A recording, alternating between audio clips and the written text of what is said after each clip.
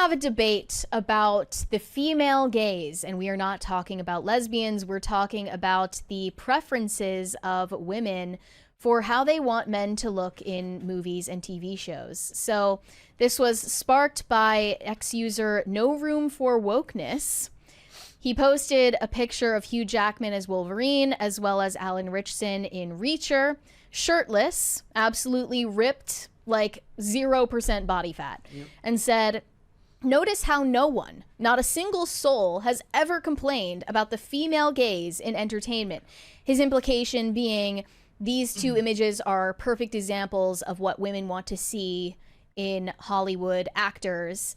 And it's somehow a double standard that we're constantly hearing about actresses getting objectified and not male actors being objectified by female viewers.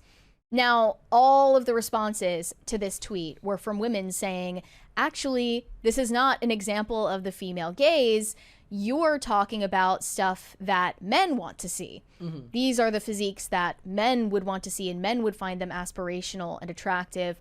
Whereas this still of Tom Hiddleston as Loki is the female gaze. They said the female gaze would like a word.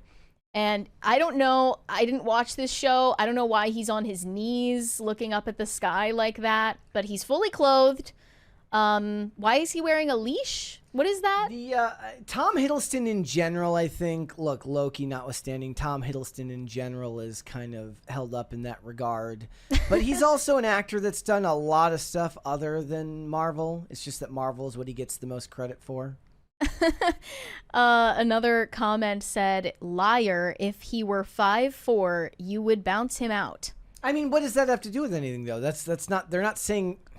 Okay, and then scroll down. No, I'm sorry. What does that type of hypothetical even... then anything could be make you a liar if you change something about it. Scroll down further, and there is a side-by-side comparison of Hugh Jackman and Tom Holland in drag. Hold on, going down. I don't know if you guys remember that, but Tom Holland dressed up in a drag performance a few years back. I just sent you the link if you can't find it. But they said this is the male gaze versus the female gaze. I don't believe for a second that any women find it attractive when Tom Holland is wearing lipstick.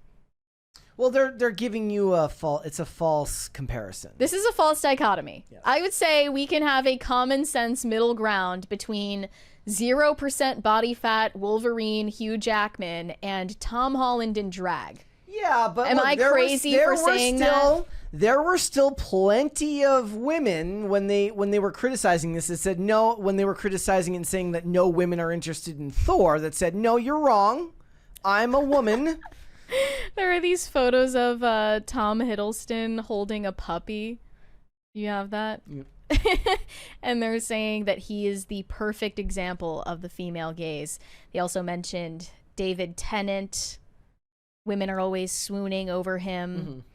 But yeah, I disagree with what a lot of these women are saying is the female gaze, but I agree with them that those examples of Hugh Jackman and Alan Ritchson don't fit the bill. The part about, like, if he was 5'4" was the stupidest thing I've ever heard. Because, yeah, anything could make it not true if you change something about it. That doesn't make any sense.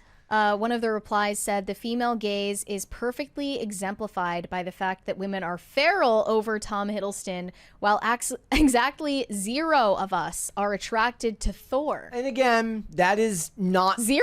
That is not true. There are plenty of...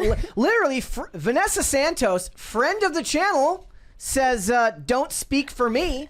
Yeah, she's saying she's attracted to Thor. Donut Operator says, are there any women under 150 pounds who agree with this statement? Yeah, so that's just a talking point that comes up whenever people are debating about the male gaze versus the female gaze. A lot of men will say women are lying about their preferences because they are basically inner citadeling the men they truly find attractive. They believe that those men are unattainable or out of their league and therefore convince themselves that they are not desirable. And in some examples, I would agree with that. But in other ways, I think men are just projecting onto women what they want.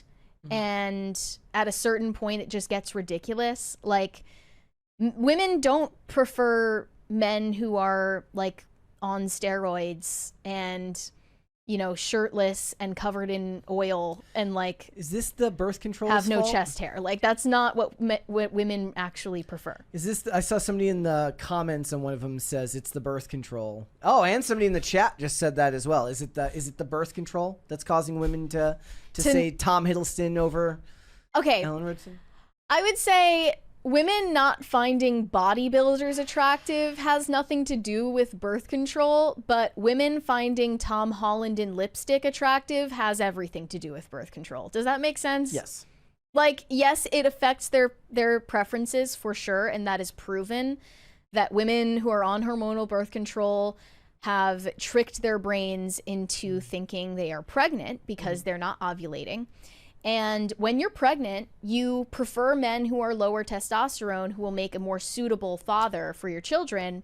Whereas when you're not pregnant, when your reproductive system is actually functioning the way it ought to, you're going to find men with higher testosterone attractive. You know how we settled this debate? We go to all of the Morning Glory Milking Farm books and we look at the descriptions of the male characters and we find out just then what these women are imagining when these like but then even if we were referencing romance novels, we're definitely not taking a sample size of the actual female population. We're talking about the most extreme examples of like porn-brained, porn-addled, dopamine-fried women who are terminally single. So we're not exactly like going to use that to make a judgment on the whole female population. The reason this debate even comes up is because as time goes on, increasingly so, examples like this of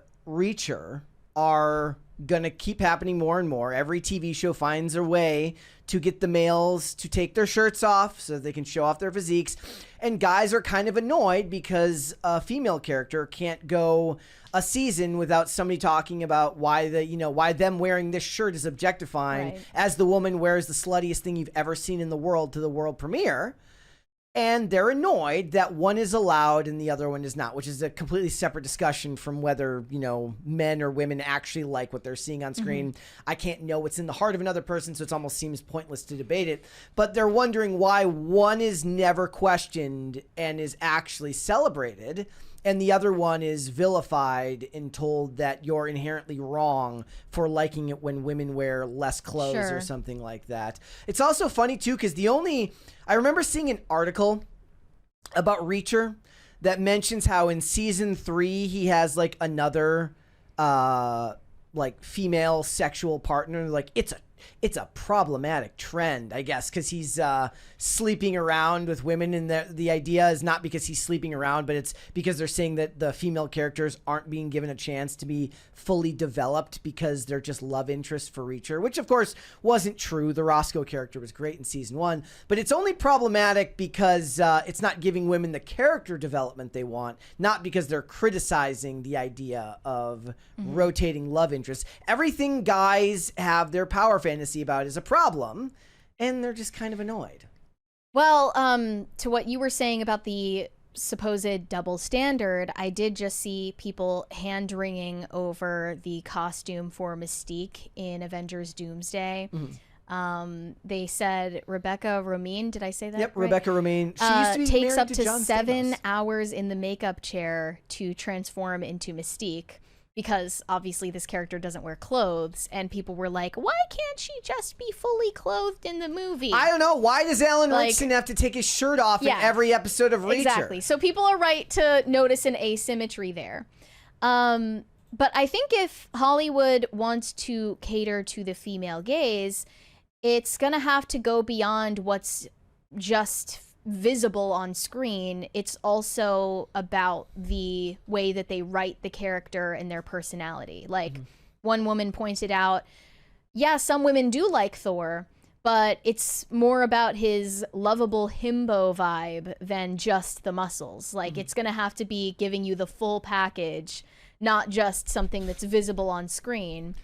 Another response said, The only time entertainment nailed the female gaze is when David Cornsweet went full Dimples in Superman, and the lady behind me audibly gasped.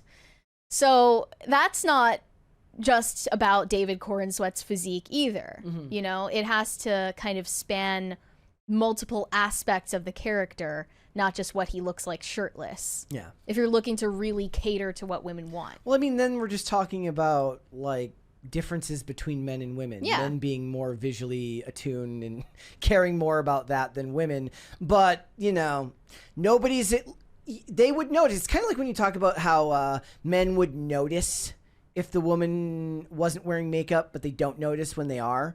You might not notice when all of the guys are ripped and six-pack abs, but if one shows up flabby, you best believe you'd be like, huh? Yeah. Like if Chris Pratt showed up in what? the MCU looking like he looked in Parks and Rec, like, I mean, maybe you would take notice of that. Better exemplified by about like Fat Thor, you know, Thor ass. Fat Thor from Avengers. If he when he's out of stayed shape. fat, that wouldn't be Yeah. the preference of women watching either. Imagine like they do that about like a fat woman, and the whole point is she has to then get back to six-pack abs and be thin again. Well, they kind of referenced that in Argylle when Bryce Dallas Howard's character remembers her past as the spy agent, and she's been out of shape for years because she was living this parallel life as a novelist, sitting on her ass all day. I just think that she's not like as able to fight anymore as she used to be. Yeah. So make of all of that what you will. I think everybody's having I think there's a various amount of discussions going on about this topic. I do think that men have projected a lot onto what they believe is desirable to women, and women do the same thing to men, to be fair. It's both ways. But yeah, I mean, I think that from a female perspective, I can verify these women are not lying. We do not generally prefer for a man to have a 0% body fat.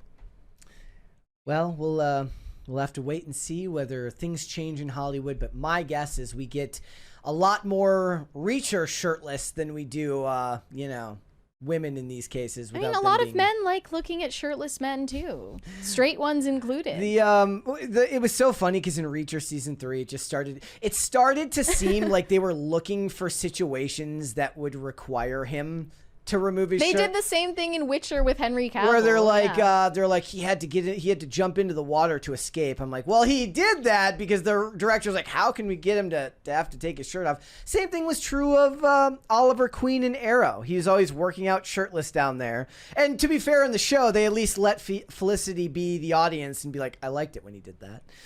I'm just saying there are a lot of straight men who enjoy looking at shirtless, muscly guys on TV. The people in the chat are saying no denying it. People in the chat are disagreeing with you. I think what they're saying is they think that women don't know what they want, and okay, well, women could just as easily say that men don't know what they want, and we need to teach them. But at the end of the day, you can't argue against someone saying, "I don't want to have sex with you."